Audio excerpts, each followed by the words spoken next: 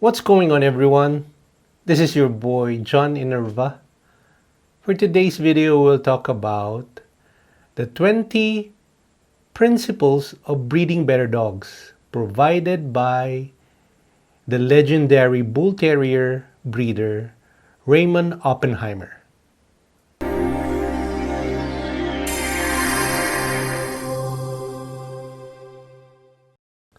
But before we discuss the 20 principles, let me first wholeheartedly thank everybody who have subscribed to my channel.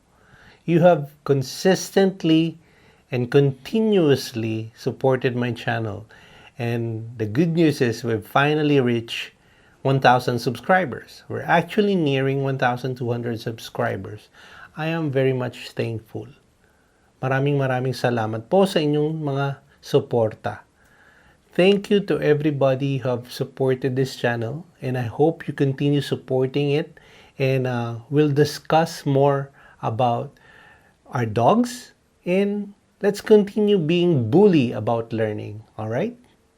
The first principle is, remember that the animals you select for breeding today will have an impact on the breed for many years to come.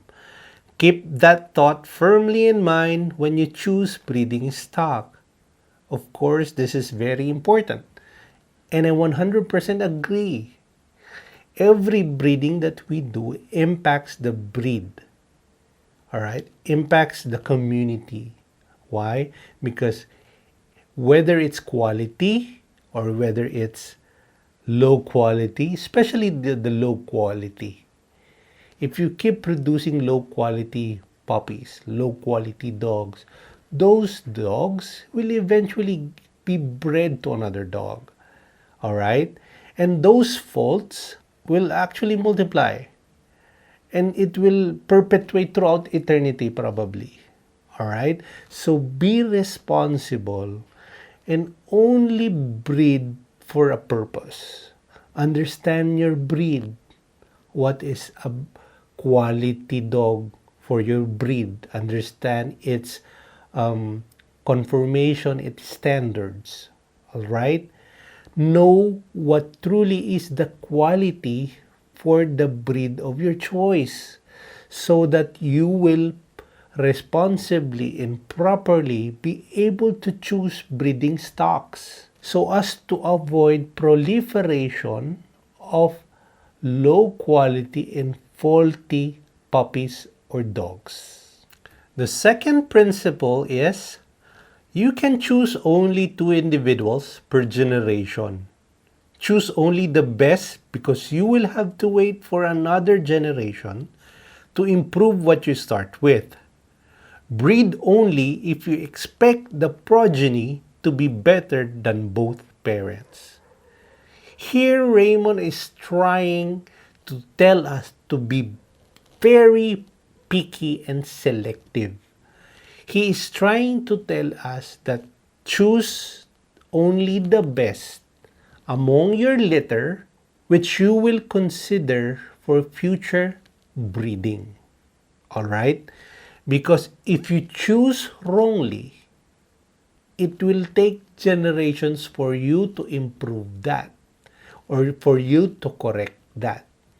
And here he is trying to tell us that please breed only if you have the confidence or the foresight that this breeding of yours will produce better dogs, or will produce dogs better than the parents. Because to be quite frank about this discussion, breeding is supposed to be for that purpose, improvement. The third principle that Raymond provided us is, you cannot expect statistical predictions to hold true in a small number of animals, as in 1 litter of puppies. Statistics only apply to large populations. He's trying to tell us that be very careful. Be very responsible before coming to a conclusion that this dog or that dog is a producer. So you can continuously use this dog. You cannot base that in just one or probably 1 or 2 litters only. All right? Or what he's trying to tell us is don't be misled by people telling you that their dog is a producer already. If they have only shown you 1 liter, and to make it worse, they're showing you puppies. You need to be patient. You need to be very meticulous and understand the breed so that you can finally be able to understand what really is quality for your breed of choice. So be responsible. Don't be reckless and be quick to conclude that this and that dog is a producer or otherwise. The fourth principle is a pedigree is a tool to help you learn the good and bad attributes that your dog is likely to exhibit or reproduce. A pedigree is only as good as the dog it represents. Here, Raymond is trying to tell us the importance of a pedigree. Lucky us that we already have pedigrees to base our decisions on which dogs to breed. These pedigrees are actually historical facts of we're looking at possible traits, physical attributes, basing on these ancestors. We're able to somehow predict on how the future puppies or dogs will look like. Be very careful on how to use these pedigrees online and the papers. Alright? A reliable pedigree will give you a better foresight on your breedings. But a fake one, whether it's just 80% true, 75% true, what I mean is some of the dogs probably are not really the dogs that are supposed to be in this pedigree. Probably 80% only of those dogs mentioned there are true. Then it's still a fake pedigree. Then no matter how you do your homework, if it's not reflective of the real bloodline or pedigree of your dog, then you're bound to be in circles. You'll not be able to properly foresee and responsibly choose which breeding tool to use because you're relying on a fake pedigree. Might as well start with your own dog if that's the case. So again, pedigrees are very useful, but reliable pedigrees are the best ones to use. The fifth principle is breed for a total dog, not just 1 or 2 characteristics. Don't follow fads in your breed because they are usually meant to emphasize on 1 or 2 features of the dog at the expense of the soundness and function of the whole. He's actually able, Raymond was actually able to expound this very nicely, very profoundly. But just to share my insight is that for you to really understand, for you to really say this is quality, this is not quality, this is subpar, this is low quality, you need to fully understand and be educated about the breed of your choice. For you to understand the soundness and function of the whole dog, you need to be a student of the breed. So these are principles being provided to us for serious breeders. Don't breed for the head only, for the mass only, for the bones only. Take your dog as a whole. Paint the whole picture. Not just the front, not just the side, but the whole. The sixth principle is quality does not mean quantity. Quality is produced by careful study, having a good mental picture of what you are trying to achieve, having patience to wait until the right breeding stock is available, and to evaluate what you have already produced, and above all, having a breeding plan that is at least 3 generations ahead of the breeding you do today. It is not a secret to all of you who have been following my videos that I am one of the biggest proponent of setting a goal. Alright?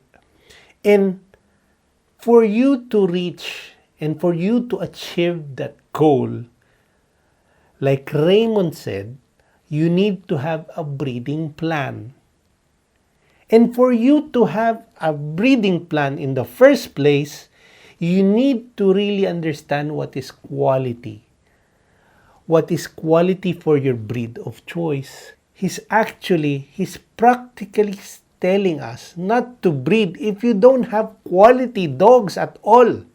The seventh principle is remember that skeletal defects are the most difficult to change. Alright? So, he is just basically telling us that if you have produced dogs or you have been producing dogs with probably hip problems, wrist problems, stifle problems, spinal problems, then you might consider or you must not continue breeding those dogs. Alright? Because these are the defects that are very hard to correct. So, be very careful. Alright? You must be aware right away. And you will only be aware, again, I keep telling this, if you're knowledgeable about your breed. The eighth principle is don't bother with a good dog that cannot produce well. Enjoy him or her for the beauty that he represents, but don't use him in a breeding program. Sadly, not all beautiful dogs are producers.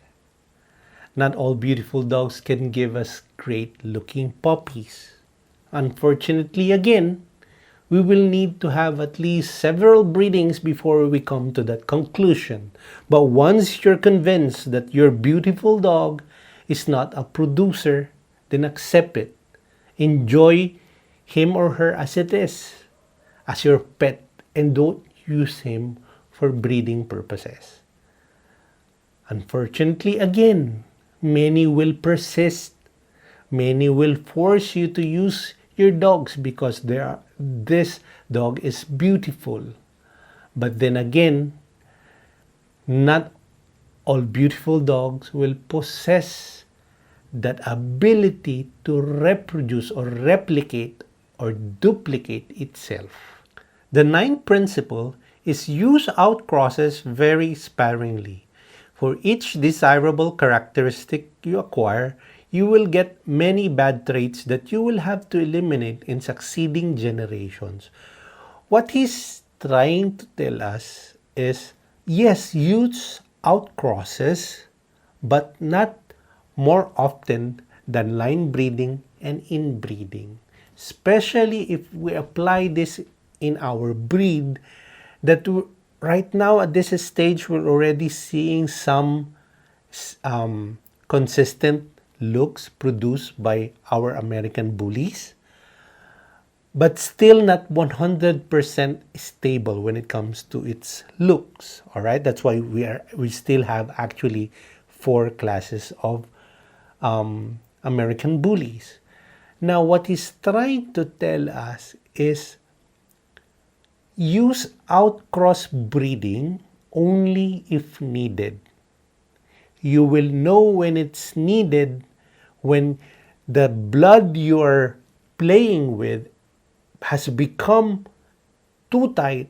You're starting to produce probably smaller bones, smaller head, smaller body frame, then you might start considering outcrossing for you to incorporate new blood and probably get the good traits from that new blood. But here's his reminder, if you do more outcrosses than line breeding and inbreeding, then you're actually dealing with a higher risk factor when it comes to breeding, because the unpredictability of outcrosses is very high than line breeding and inbreeding. The 10th principle that Raymond has provided us is inbreeding is a valuable tool, being the fastest method to set good characteristics and type. It brings to light hidden traits that need to be eliminated from the breed. So actually supporting the 9th principle, here he is trying to tell us that inbreeding is very important. It is not the end-all be-all for breeding, alright? But it is a very important tool for us. It provided us with a clearer picture, because when we're inbreeding, the productions that we make, the puppies that we produce, we're able to see traits, consistent traits, whether it's good or bad, and we will try to pinpoint the bad traits, and we're able to actually realize right away through inbreeding the faults, because you consistently see them from this bloodline, right?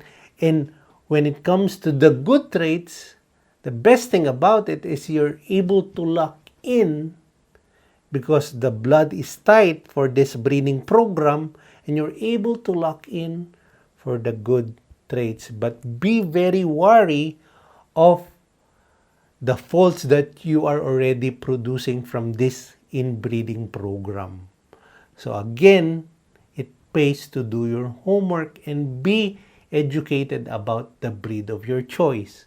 So you would know that you're already starting to produce faults. All right? Be careful and be aware. So this concludes the first part of the 20 principles provided by Raymond Oppenheimer. On the next video, you will see me discuss the 11th until 20th breeding principle. Till next video.